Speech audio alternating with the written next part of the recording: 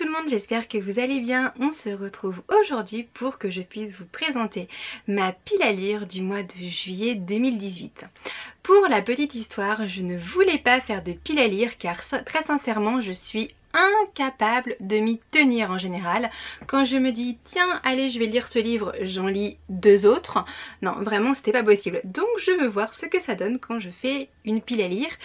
Mais c'est pas sûr non plus que je la respecte ce mois-ci. En tout cas, j'ai sélectionné une dizaine de livres que je compte lire. Avec l'arrivée des beaux jours, je pense avoir beaucoup plus de temps pour un petit peu les découvrir car je vous en ai déjà présenté pas mal dans les différents book hauls. Donc maintenant il s'agit de les lire car ma pile à lire ne fait qu'exploser en ce moment. Je ne sais plus où mettre les livres, c'est l'horreur.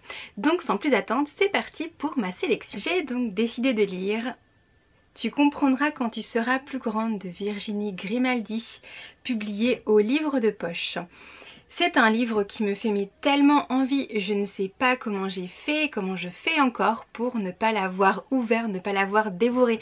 La thématique avec les personnes âgées me plaît tellement, c'est quelque chose que j'adore et vraiment il me fait terriblement envie.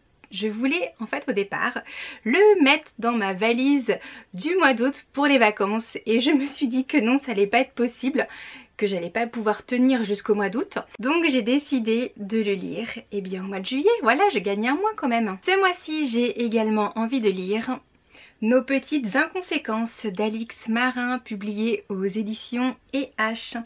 C'est le dernier livre que j'ai reçu dans la box Once Upon a Book. L'illustration me fait tellement penser aux vacances. Ça y est, la voiture est pratiquement chargée, on prend la route des vacances. Donc je me suis dit que pour le mois de juillet, c'était une lecture qui était absolument parfaite. Ce livre est un road trip. Je me suis dit que c'était donc une excellente introduction pour mes futures vacances. Ce mois-ci, ça y est, je me suis enfin décidée, je me lance dans la saga de livres.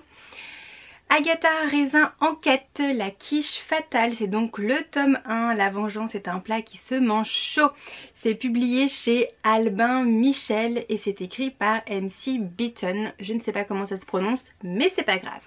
C'est un livre que j'ai vu passer sur plusieurs chaînes, il me fait envie depuis très longtemps, je vous l'avais déjà présenté, je pensais le lire déjà il y a 1 ou 2 mois, mais j'en avais pas eu l'occasion. Apparemment c'est une enquête policière qui est très drôle.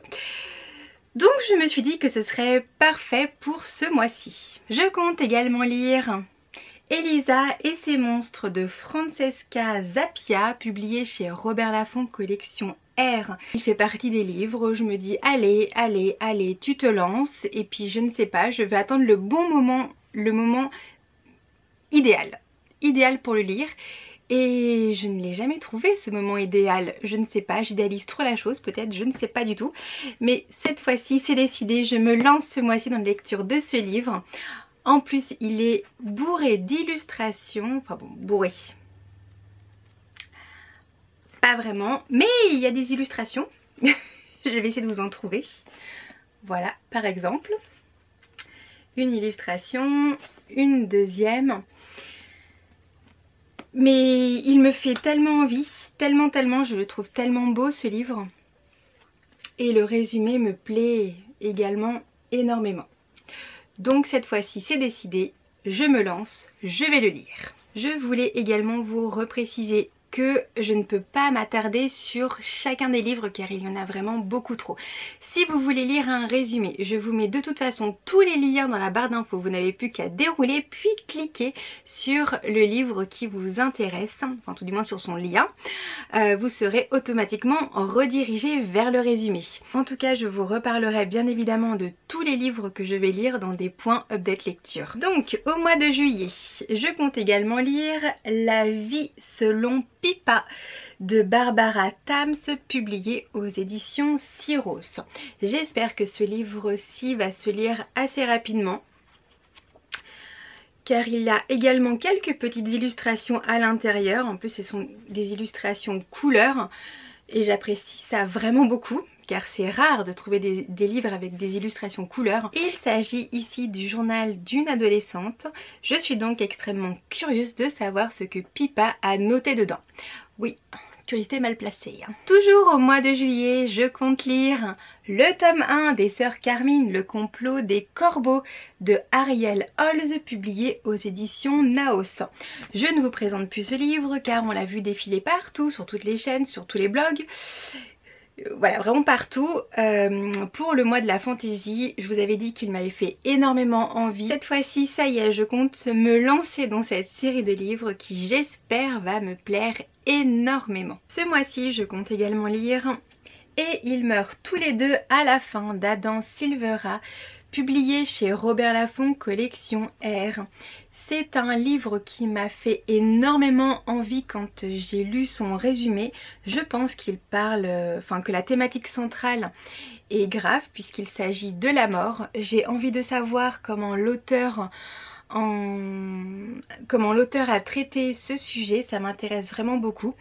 Après, c'est un livre que je n'avais pas forcément envie d'emmener en vacances car je me suis dit, si jamais il me plombe un petit peu le moral, autant que ce soit ici chez moi avant de partir, plutôt que sur la plage, ce serait quand même dommage. Je compte donc le lire très vite et donc vous donner mon avis dessus très prochainement. Toujours au mois de juillet, j'ai prévu de lire La princesse et l'alchimiste à la recherche de l'élixir interdit, c'est le tome 1 d'Amy Alward et c'est publié chez Pocket Jeunesse. C'est un livre qui m'a fait envie depuis son annonce. J'ai couru l'acheter le jour de sa sortie et depuis, il est dans ma pile à lire. Voilà, encore un. En lisant le résumé, je me suis dit, il va être bourré d'humour et c'est vraiment ce que j'attends en ce moment d'un livre.